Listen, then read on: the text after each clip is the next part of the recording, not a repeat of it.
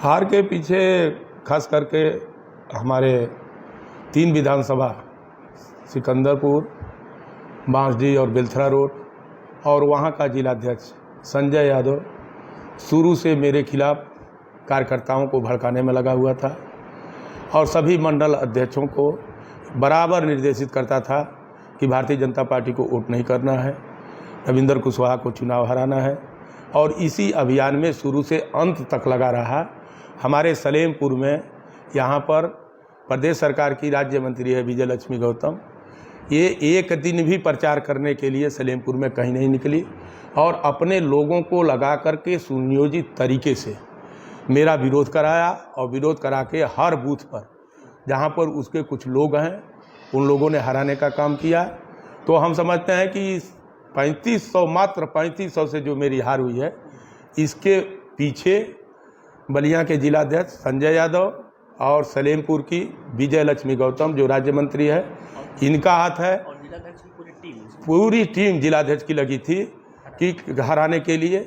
तो इस तरह से हम जब विश्लेषण करते हैं हम लोग देखते हैं कि शुरू से अंत तक जनता ने मेरा साथ दिया और भारतीय जनता पार्टी का जो सामान्य कार्यकर्ता है, हमारा जो बूथ अध्यक्ष है, हमारे जो नेता हैं, वो हर बूथों पर बहुत लड़ाई लड़े हैं और इनके भड़काने के बावजूद जिस तरीके से नेट टू नेट लड़ाई हुई है और अंतिम समय पर जा कर के हम 3500 से चुनाव हारे हैं।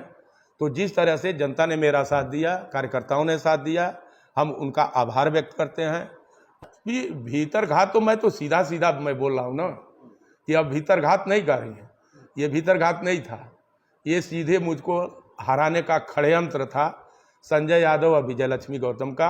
ये दोनों पहले से ही मिले हुए थे और मिल करके ये सब षड्यंत्र करके और मुझको हराने में भूमिका थोड़ी सी किया है, लेकिन कार्यकर्ता हमारे साथ मजबूती के साथ खड़ा था, लोग भाजपा के लोग खड़े थे, इसलिए मामूली वोट से मैं चुनाव हारा हूं।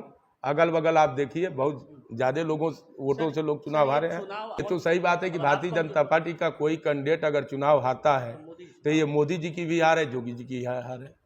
उनको कमज़ोर करने के लिए ये साजिश रची गई। यहाँ से राजभर बिरादरी से सपा का कैंडिडेट था।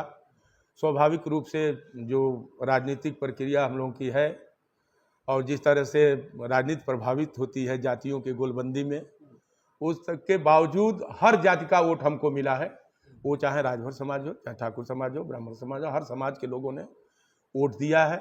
और परिणाम ये साबित करता है जब अरविंद राजभर भी 1,70,000 से समथिंग सही हो, पता नहीं आंकड़ा हमको नहीं है, 1,70,000 से अगर चुनाव हार रहे हैं तो कहीं ना कहीं इसमें कमी है। जो पकड़ ओम प्रकाश जी की और उनकी पार्टी की थी, जो बेस वोट है उनका, उस पर असर पड़ा है। और दूसरी चीज़ यह है कि उत्तर प्रदेश हो या चाहे देश हो, इस बार का चुनाव में कोई बहुत बड़ा मुद्दा जनता के बीच नहीं था जिस पर क्रिया प्रतिक्रिया होती। ये सामान्य सा चुनाव, एक तरह से हम कह सकते हैं मुद्दा विहीन चुनाव हो गया था, जिसके कारण क्यों नहीं मुद्दा बना पाया पार्टी का संगठन पूरी तरह से यहाँ की परिस्थितियों से अवगत है। आपने कराया है? नहीं, हमने नहीं कराया, खुद वो लोग चुनाव के पीरियड में आ रहे हैं, उन लोगों ने देखा है। फिर पार्टी ने जो टीम बनाई है वो आएगी, वो टीम जांच करेगी कहाँ से गलती हुई है, किस लोगों ने गलत किया है, और पार्टी को जो निर्णय लेना होगा लेगी।